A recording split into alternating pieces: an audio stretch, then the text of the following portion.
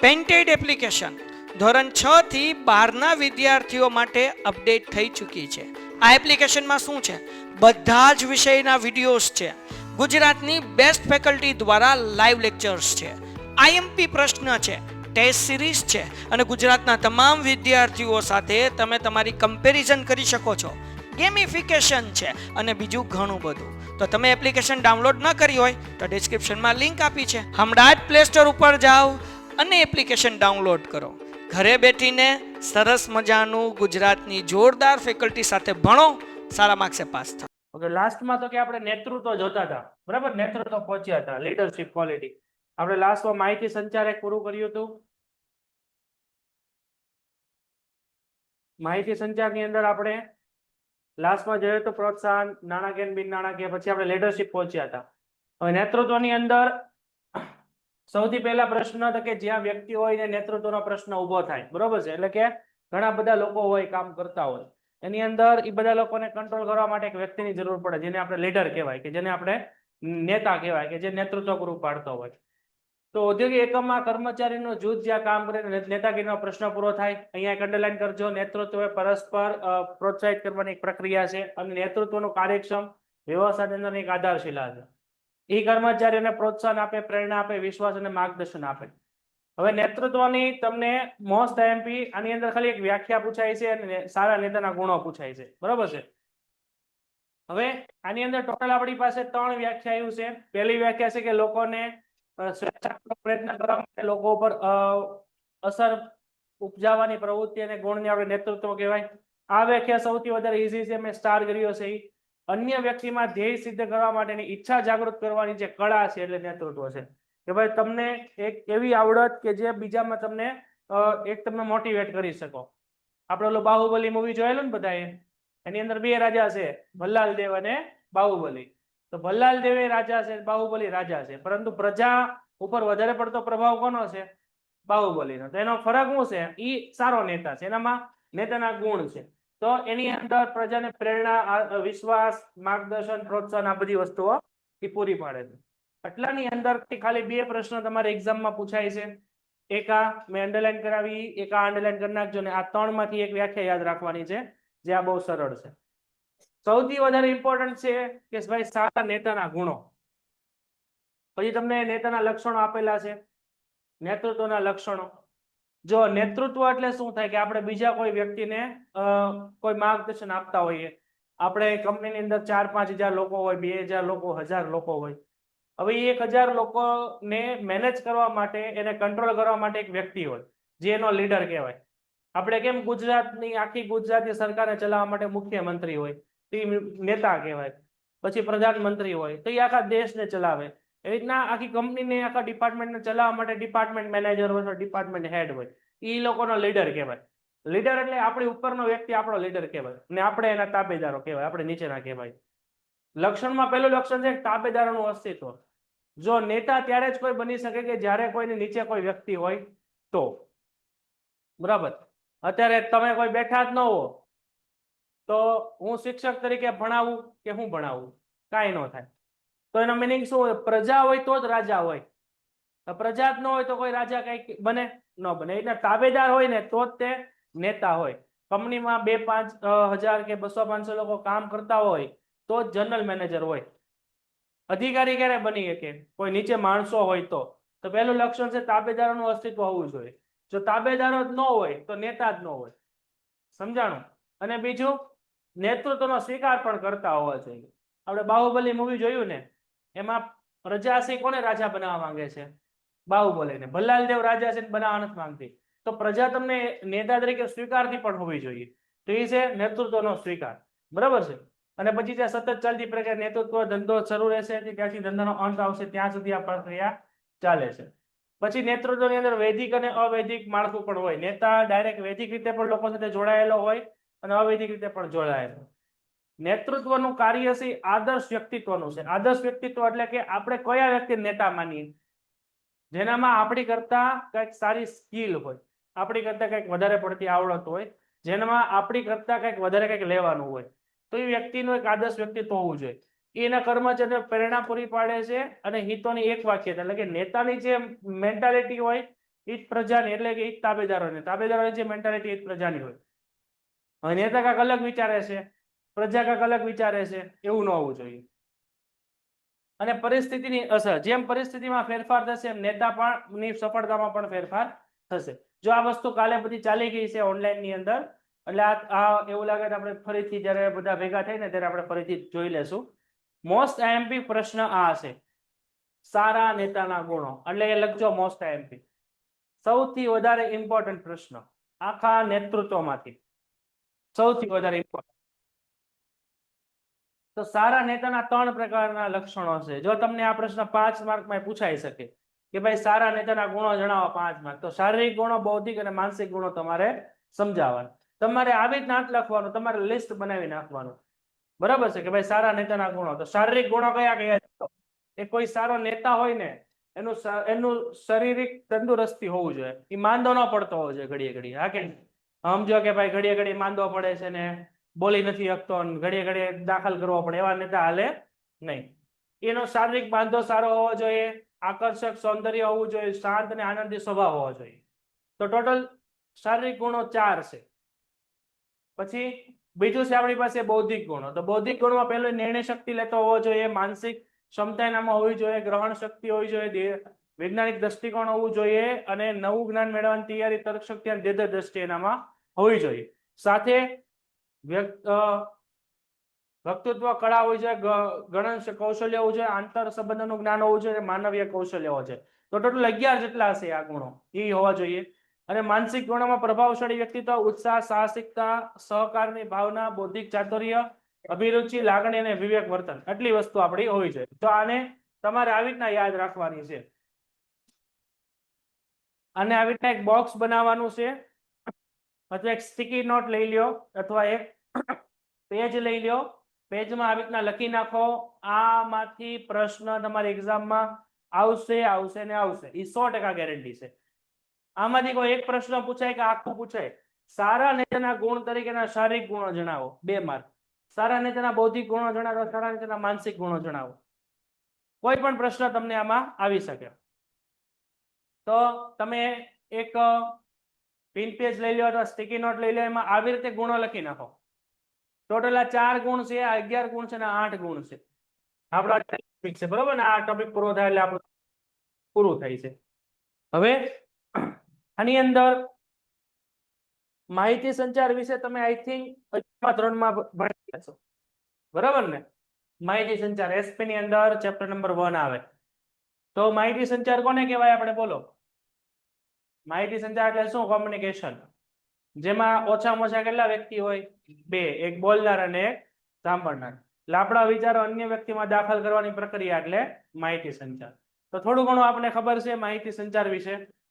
સૌથી વધારે આ ટોપિક તમારે ડિટેલમાં આવેલો છે. આની અંદર માહિતી સંચારના અવરોધો અને માહિતી સંચારના માધ્યમો ઘણું બધું છે. તો સ્ટાર્ટ કરીએ આપણે.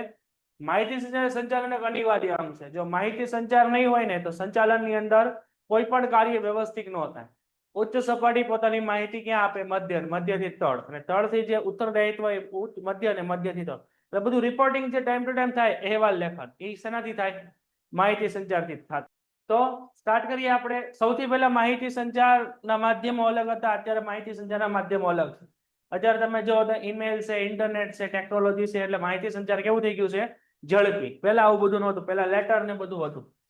તો વર્તમાન યુગ વિજ્ઞાન અને માહિતી સંચારના ક્ષેત્રમાં ખૂબ જ પ્રગતિ કરી રહ્યો છે. આ પ્રગતિના કારણે વિશ્વના તમામ દેશો એકબીજાની નજીક આવી રહ્યા છે, અને વ્યાપારિક દ્રષ્ટિએ જોઈએ તો સમગ્ર વિશ્વ એક બજાર બની ગયું છે. માહિતી સંચાર શબ્દો, પત્ર, સૂચના, વિચારો, મંતવ્ય વગેરેની આપ-લે કરવાની પ્રક્રિયા છે. જો માહિતી સંચાર તમે શબ્દોથી કરી શકો, પત્રથી, સૂચનાથી, પોતાના વિચારોથી, પોતાના મંતવ્યો વગેરે દ્વારા તમે માહિતી સંચાર કરી શકતા હો. તેમના વિવિધ વિભાગોમાં માહિતી સંચાલન પાસે હોવી જોઈએ. એકમના વિવિધ વિભાગોની માહિતી. વિવિધ વિભાગો એટલે ઉત્પાદન વિભાગ, વહીવટી વિભાગ, આ બધાની માહિતી. ક્યાં કેટલું કામ થયું, ક્યાં કેટલું કામ બાકી છે વગેરે. તે માટે તળ સપાટીથી કેટલીક માહિતી ઉપરની સપાટી અહેવાલ સ્વરૂપે મોકલવામાં આવે છે, જેને આપણે રિપોર્ટિંગ કહેવાય, જેની આપણે ચર્ચા અગાઉ કરી ગયા છીએ કે ભાઈ આપણી આ 3 સપાટી હોય, આ સપાટીની માહિતી મધ્ય સપાટીને મોકલે, મધ્ય સપાટીની માહિતી ઉચ્ચ સપાટીને મોકલે. આ માહિતી પૂરી પાડવાની પ્રક્રિયા એટલે માહિતી પ્રેષણ. માહિતી પ્રેષણ એટલે શું થાય? આવી ગયું આગળ ક્યાંય? ક્યાં આવ્યું હતું? આ ચેપ્ટરમાં આવ્યું હતું આપણે આગળ. તળ સપાટી પોતાની માહિતી ક્યાં પહોંચાડે? મધ્ય સપાટી. મધ્ય સપાટી પોતાની માહિતી ક્યાં પહોંચાડે? તળ ઉચ્ચ સપાટી. એટલે કે આની અંદર માહિતી કેવી છે ભાઈ? નીચેથી ઉપર તરફ જાય છે, એને આપણે કહેવાય માહિતી પ્રેષણ. બરોબર છે. જ્યારે માહિતી સંચારમાં હુકમો, આદેશો આપવા, અહેવાલ મેળવવા, ફરિયાદ સાંભળીને નિકાલ કરવા વગેરેનો સમાવેશ થાય છે. માહિતી સંચાર માટે માહિતી પ્રેષણ અનિવાર્ય, એટલે કે રિપોર્ટિંગ ખાસ જરૂરી છે. આટલું એક અંડરલાઈન કરજો. આ પ્રશ્ન તમને 1 માર્કમાં આવી શકે છે એક્ઝામની અંદર. અહીંયા લખજો 1 માર્ક. માહિતી સંચાર માટે માહિતી પ્રેષણ છે એ અનિવાર્ય છે. તો અર્થ સ્ટાર્ટ કરીએ. ટોટલ કેટલા અર્થ છે આપણી પાસે? 1 2 અને 3. પાછળ છે પછી નહીં. તો બહુ સરળ અને સિમ્પલ અર્થ આપણને આપેલા છે. જો આમાંથી એક અર્થ ન આવડે તો આપણે 11મા ધોરણનો અર્થ પણ તમે લખી શકો. એક વ્યક્તિ દ્વારા બીજી વ્યક્તિને સ્પષ્ટ અકબંધ સ્વરૂપમાં માહિતી પહોંચાડે જેથી બીજી વ્યક્તિ માહિતી આપનાર વ્યક્તિના ઉદ્દેશોને સમજી શકે અને તેમાં અમલ કરી શકે. આ પહેલી વ્યાખ્યા, એને માહિતી સંચાર કહેવાય. બીજી, માહિતી સંચાર એ શબ્દ, પત્ર, સૂચના, વિચારો કે મંતવ્યના આદાન પ્રદાન કે આપલેની પ્રક્રિયા છે. ત્રીજી, માહિતી સંચાર એટલે હકીકતો, વિચારો, અભિપ્રેરણા, લાગણીઓમાં બે કે તેથી વધુ વ્યક્તિઓ વચ્ચે થતી આપલે છે. જો આ વ્યાખ્યા મારા ખ્યાલથી હેલી છે. માહિતી સંચાર એવું છે તો કે શબ્દ, પત્ર, સૂચનાઓ, વિચારો કે મંતવ્યોના આદાન પ્રદાન.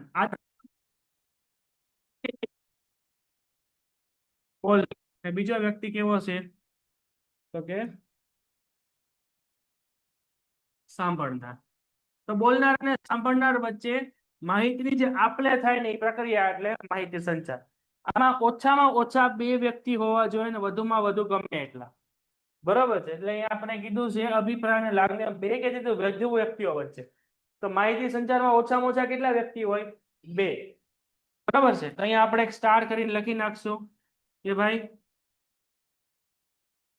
ઓછામાં ઓછા 2 વ્યક્તિઓ જરૂરી છે. 2 વ્યક્તિઓ એટલે કયા કયા વ્યક્તિ? પાછા 2.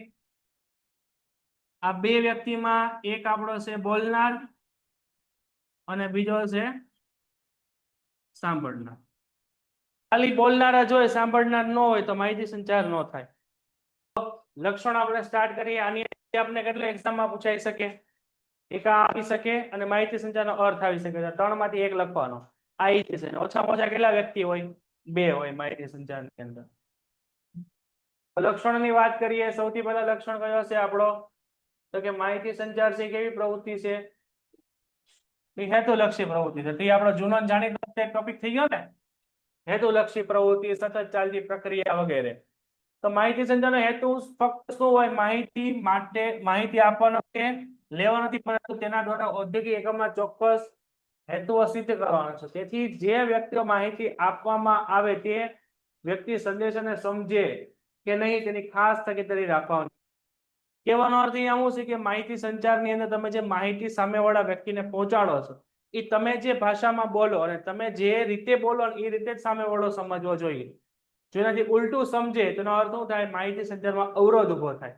હું તમને કાંઈક કહું, તમે કંઈક બીજું સમજો તો એનો મિનિંગ શું થયો?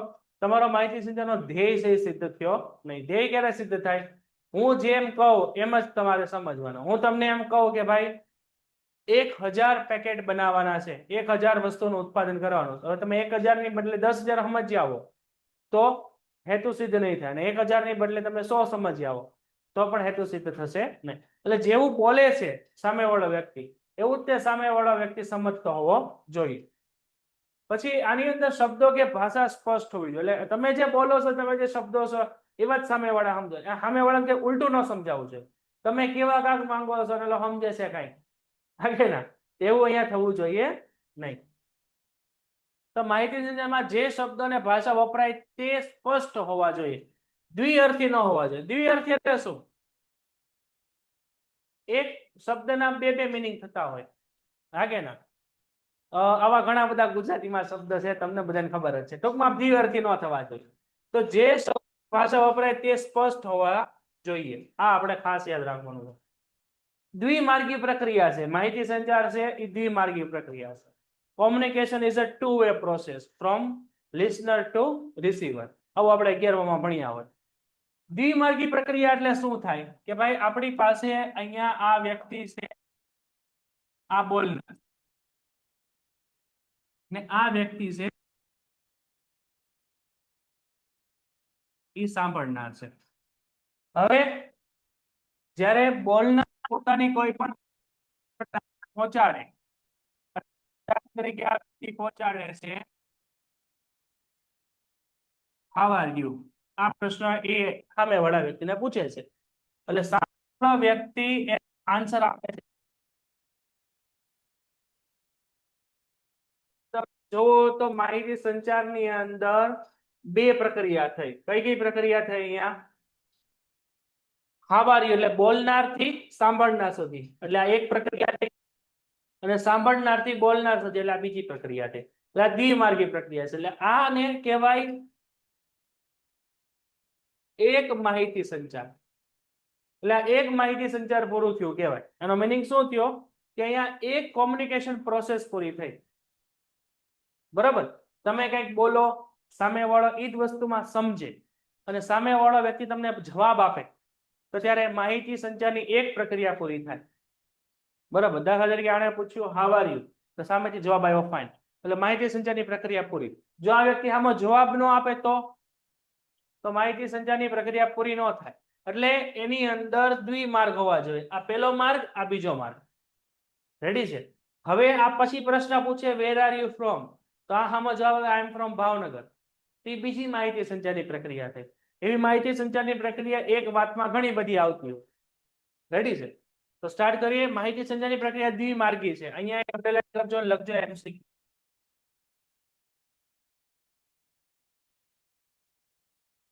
ઓકે, ઉચ્ચ સંચાલકો હેતુ, નીતિ, વિધિ, પદ્ધતિ કે નિયમોના સંદર્ભમાં જરૂરી માહિતી મધ્ય અને તળ સપાટીએ મોકલે છે. જ્યારે મધ્ય અને તળ સપાટી જરૂરી માહિતીનો રિપોર્ટ સ્વરૂપે મોકલવામાં આવે છે. એટલે આની અંદર દ્વિમાર્ગી પ્રક્રિયા કઈ રીતે કીધી છે આપણને, તે આપણે જોઈ લઈએ. આ ત્રીજો મુદ્દો તમને કઈ રીતે સમજાવે છે તો કે આવી રીતે સમજાવે. જો આ આપણી ઉચ્ચ સપાટી, આ આપણી મધ્ય સપાટી ને આપણી તળ સપાટી છે. તો અહીંયા ઉચ્ચ સપાટી પોતાનો મધ્ય સપાટીને, મધ્ય સપાટી પોતાનો અહેવાલ આપે તળ સપાટીનો. બરાબર છે? પછી તળ સપાટી પોતાનો અહેવાલ આપે મધ્ય સપાટી, મધ્ય સપાટી પોતાનો અહેવાલ આપે ઉચ્ચ સપાટી. બરાબર છે? એટલે આની અંદર ઉચ્ચ, મધ્ય અને તળ સુધી માહિતી આવે છે અને તળ થી ઉચ્ચ સુધી માહિતી ચાલે છે. તો આ થઈ ગયો દ્વિમાર્ગી પ્રક્રિયા. ઉપરથી નીચે તરફ અને આમાં નીચેથી ઉપર. બરાબર છે? એટલે આની અંદર આ બોલનાર છે અને આ લોકો સાંભળનાર છે. પછી આ બોલનાર છે, પછી આ સાંભળનાર, આ સાંભળનાર. જે રીતે ઓલામાં બે વ્યક્તિ છે એવી રીતના ઉપરથી નીચે સુધી છે અને નીચેથી ઉપર સુધી છે. જે નીચેથી ઉપર સુધી આવે ને એને કહેવાય અહેવાલ લેખન. આને કહેવાય રિપોર્ટિંગ. રિપોર્ટિંગ હંમેશા કેવું હોય? નીચેથી ઉપર તરફ, જેને આપણે કહેવાય ઉત્તરદાયિત્વ. આ બધું ઉત્તરદાયિત્વ છે. બરાબર છે? પછી અહીં પછી કાયમી પ્રક્રિયા, જૂનું જાણીતું.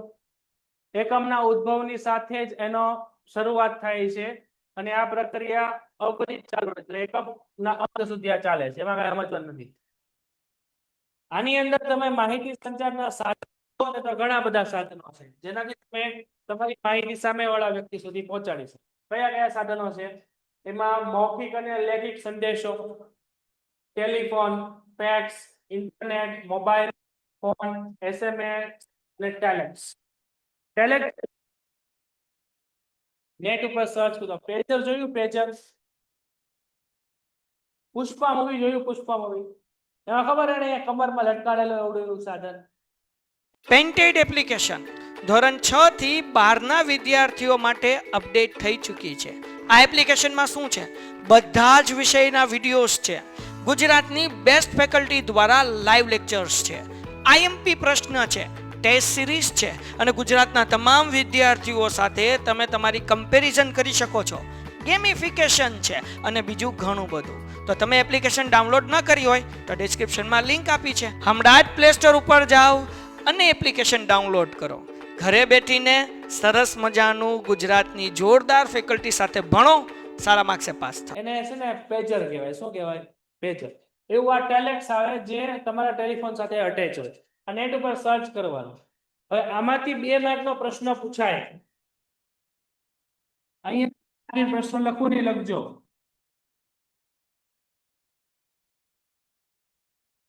સંચારના સાધનોના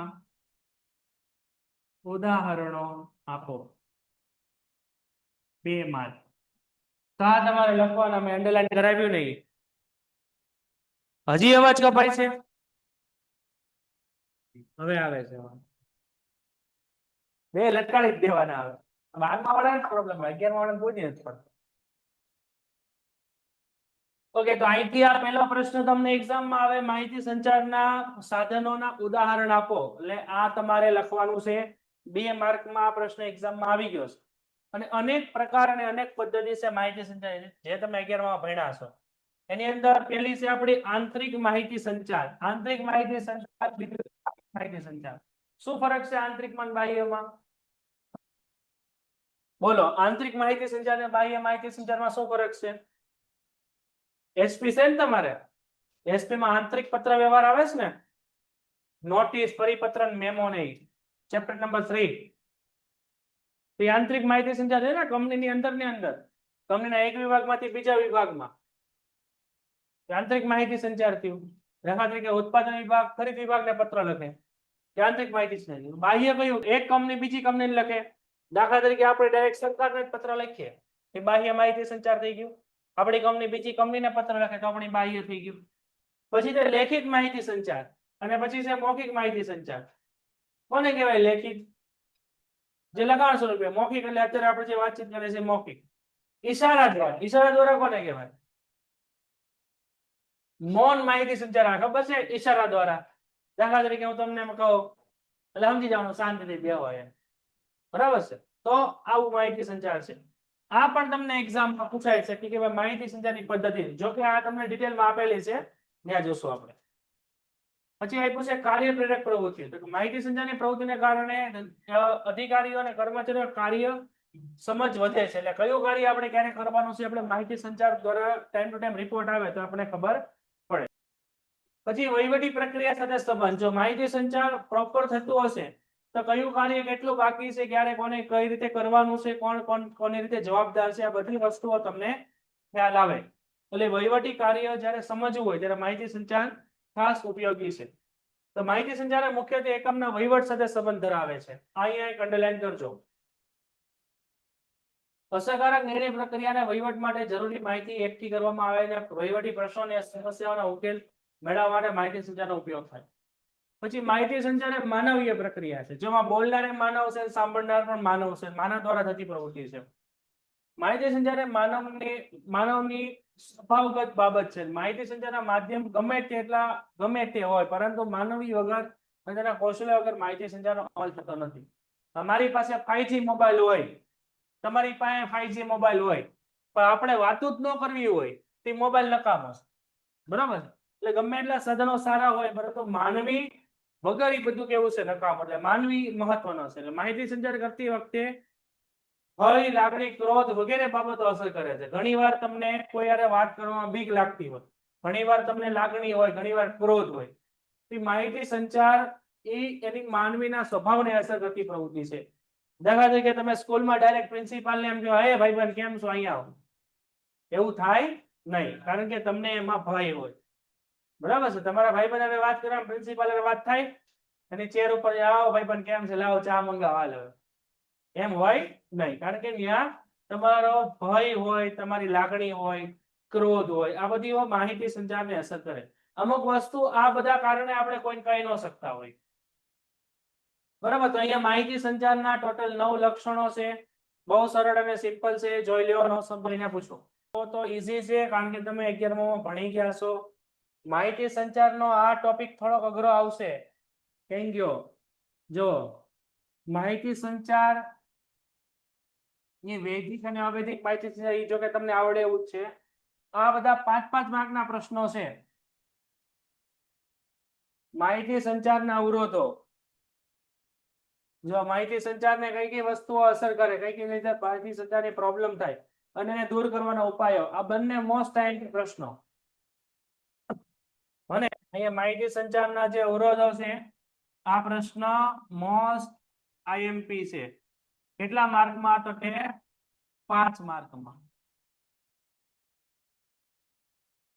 અને બીજો પ્રશ્ન છે આપણે એના પછી માહિતી સંચારના અવરોધો દૂર કરવાના ઉપાયો. આ પણ મોસ્ટ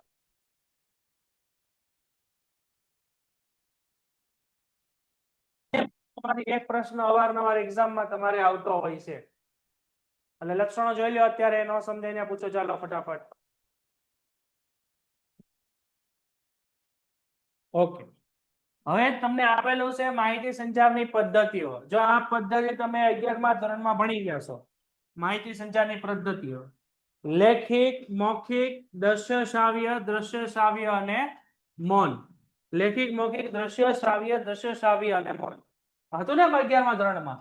હાકે ના? એમાં લેખિત માહિતી સંચાર, મૌખિક માહિતી સંચાર, દ્રશ્ય એટલે જેને તમે જોઈ શકો, શ્રાવ્ય એટલે જેને તમે સાંભળી શકો, દ્રશ્ય શ્રાવ્ય એટલે જોઈ અને સાંભળી બંને શકો, અને મૌન એટલે કે સાયલેન્ટ, જેમાં તમારે ખાલી ઈશારાથી વાત કરવાની છે. બરાબર છે?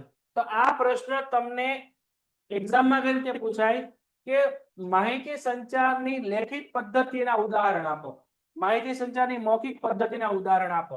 એટલે આમાં દરેકમાં તમારે 4 ઉદાહરણો યાદ રાખવાના છે.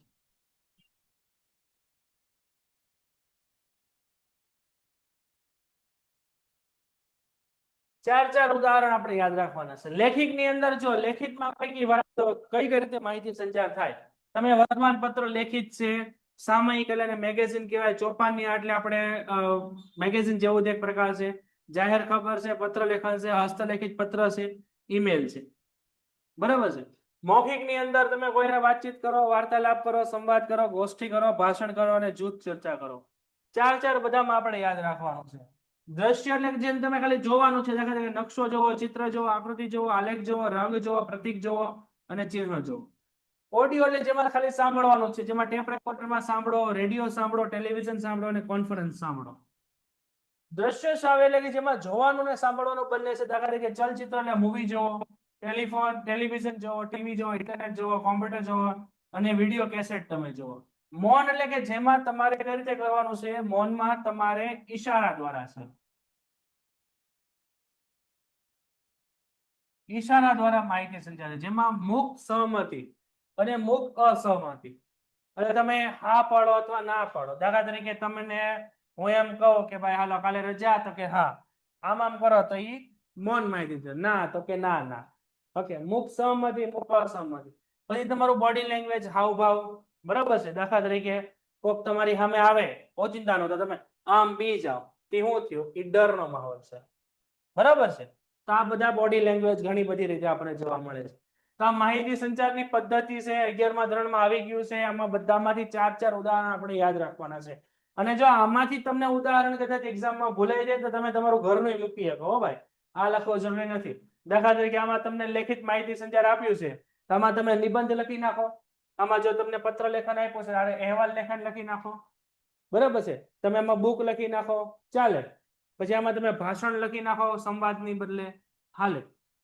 બરાબર છે? આની અંદર તમે દ્રશ્ય શ્રાવ્યની અંદર મૂવી લખી નાખો તો પણ ચાલે.